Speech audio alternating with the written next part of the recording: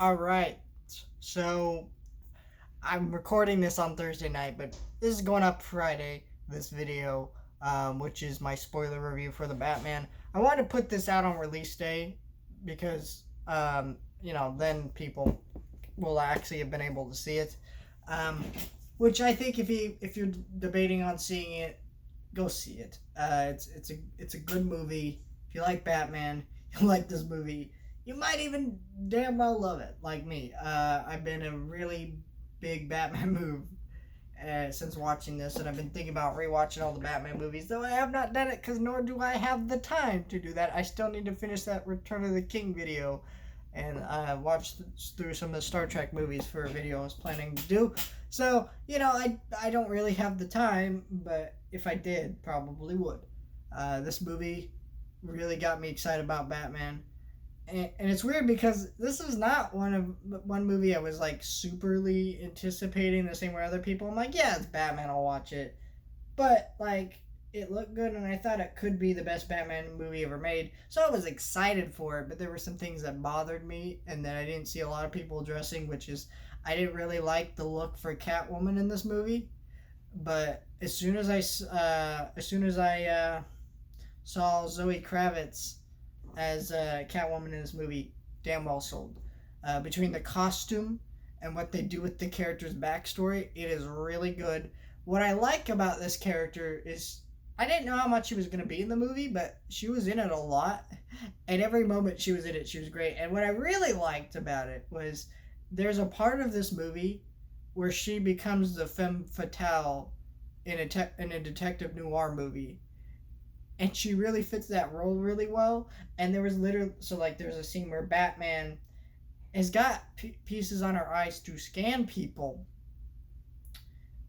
scan faces, and she's in there and she's like working with Batman. And I really like this. I don't think it's something we've ever really seen, like a character like Catwoman actually working with Batman to accomplish something. Now, of course, it goes awry, but it's like that's a really cool thing that's very unique to this movie that I really appreciate. I do really like what they did with that. I really like Batman and Commissioner Gordon's relationship in this movie. Commissioner Gordon was great. It's something I kind of should have highlighted a little bit more in the original review, but it's kind of hard without spoilers because this is very much set up to where Batman's been Batman for 2 years. No one actually trusts him except Commissioner Gordon, who still doesn't really kind of trust him because even Batman brings up in this movie, hey, he's like, what, you don't trust me? And Commissioner Gordon's like, bro, do you even really trust me? Like, I still don't know who you are under that damn mask. Like, I don't know. And that's a really neat dynamic. I thought that was really well handled in this movie. I thought it was an interesting dynamic for these characters to have.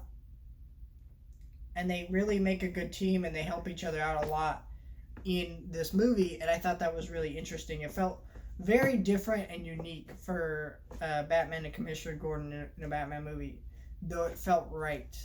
And I really like that. I really like a lot of that. And I kind of like how that went. I really like the Riddler in this movie. He's really damn creepy. His kills are incredibly violent, very R-rated, though. In saying that, they're R-rated and you know what he's doing, and if this had been an R, it would have shown you it, but they don't really show you it. It's kind of hinted at. There's many times where the screen blurs out and shit. So, but he was great in this movie. What I was really surprised about is how grand scale this conflict is in this movie. So a lot of this movie is Batman solving these riddles, trying to figure out what his connection to it. And I was really damn surprised that the Riddler knows that Batman is Bruce Wayne. And I don't know how much I like that because it seems very obvious that at the end of this movie they were hinting towards the Joker.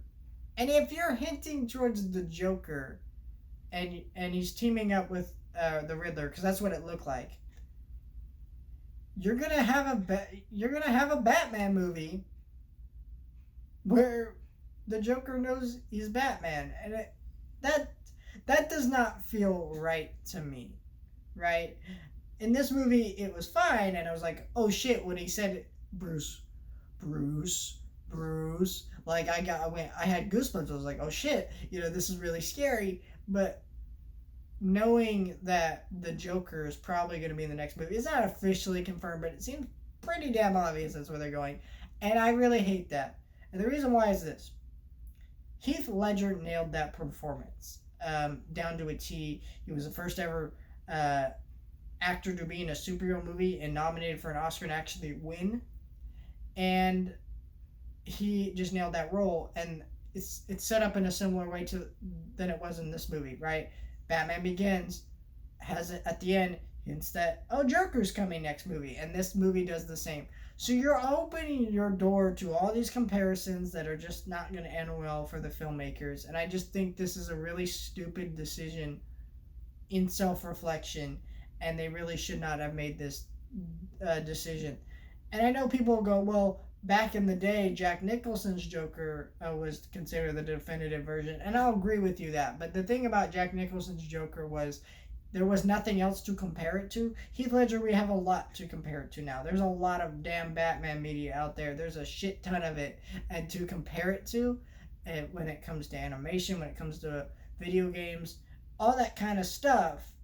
And I think that it's really awesome that there is all that Batman media, but it just means that like we have a lot to compare Heath Ledger to compared to back in the day. All we had to compare Jack Nicholson, it was Cesar Romero as the Joker, which is not an accurate portrayal of that character at all. So, you pretty much discard that because it was fine for the time, but, obviously we wouldn't do Cesar Romero's Joker now, right? So, you get that. So I'm not really excited for the Batman 2 in the sense that I really love this movie, but seeing that they're going for the Joker does not excite me. It actually bums me out because you're not gonna do better than Heath Ledger. You're just not. And I don't know. We'll see what happens, but I really, really like this movie. It also annoys me too because the Joker's overused. I get it's always the main villain, but I mean, look at Marvel, for example. Like, Marvel doesn't actually use most of the main villains in the comics. Like, look at the way they used the Mandarin. I know a lot of people go, oh, that's not the way it is in the comics, but, like, realistically, it didn't really hurt any of those movies that they didn't actually have the Mandarin fighting Iron Man and some shit, or same thing with a lot of Thor villains. Like, they're very different from the comics. A lot of these things are very different from the comics. So you don't really need, like, the Joker to be a main villain in a Batman movie, because realistically, you have the definitive version. You don't need another version. And if you need another version, great. You have Mark Hamill's animated version. You have Jack Nicholson, right? So, like, you don't really need more that. I really wanted a better version of Two-Face, right? Because we've seen Riddler played by Jim Carrey in a Batman movie, but we really haven't seen one like this that's actually quality. And so, yeah, it's nice to see the Riddler, and I wanted to see Two-Face given the same treatment. We saw him in Batman Forever, and now we could have seen that, but I'm just kind of like, I don't know where we're going with this. I think that's it in terms of spoilers. Oh, right, I was talking about grand scale. They flood damn Gotham and they rebuild most of it, which was really damn surprising. And actually pretty awesome to see. Yeah, that was really cool. I was surprised there was no end credit scene at the end of this movie.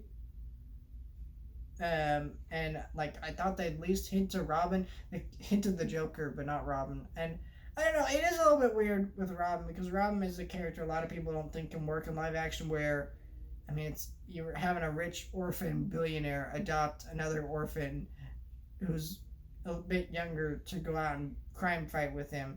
It's a little easier to pull that off in animation, but not really so much on the big screen, I guess, in live action. But I feel like you could do it and still make it work. But we'll see.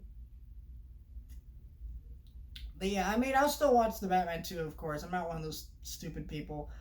I will say a couple of things to note about this movie that I should have noted in my original review. I don't really like there's a lot of articles going around about how this movie is really violent and it's not and it's boring and not appropriate for kids. Here's the thing. This is not Batman Returns in the damn 80s and 90s where they're marketing McDonald's toys to children. This movie is not being sold to your children. If you really think that this movie will be too violent for your kid, then don't damn take it to them. If they can't handle sitting in the theater for 2 hours and 56 minutes, don't take them. Batman is not a kids thing. I think there is an argument to be made though that probably Warner Brothers should be invested into making theatrical animated movies for uh, for kids with Batman, and so parents can watch it with them.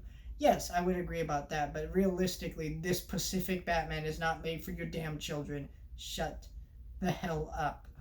The other aspect I want to talk about is just that I really don't like uh, people complaining about the white supremacy thing. First of all, in the context of the movie, when Catwoman says that, it makes sense. And the other thing I want to talk about with that is just like clearly the message of this movie was that, well, there was multiple messages and takeaways from this movie, but the main one being is that white capitalist society sucks. Riddler's whole goal is that he doesn't like rich people because like it's like they have it better than most people, and like um there's a lot of empty promises from politicians and shit, right? So I get like it's not a new theme or idea. I don't know why people are getting so offended over it. It's because they literally say white supremacists. Here's the reality of it: Batman's played by a white dude, right? It's directed by Matt Reeves, who is a white dude, right? Realistically, why would a white dude spew out white supremacist nonsense, right? Because he's white. The reality is you're missing the point of what the movie's about, and maybe you're closer to what the actual movie was making commentary on than you would like to admit. This movie is not anti-white people, as I've seen some people complain. It's absolutely nonsense and bullshit to even think that or pay any attention to those claims. This movie is a really good movie, and people need to stop looking for politics in media to complain about. Because guess what? A lot of Batman stories have made some goddamn political commentary. This isn't something new. Shut the fuck up.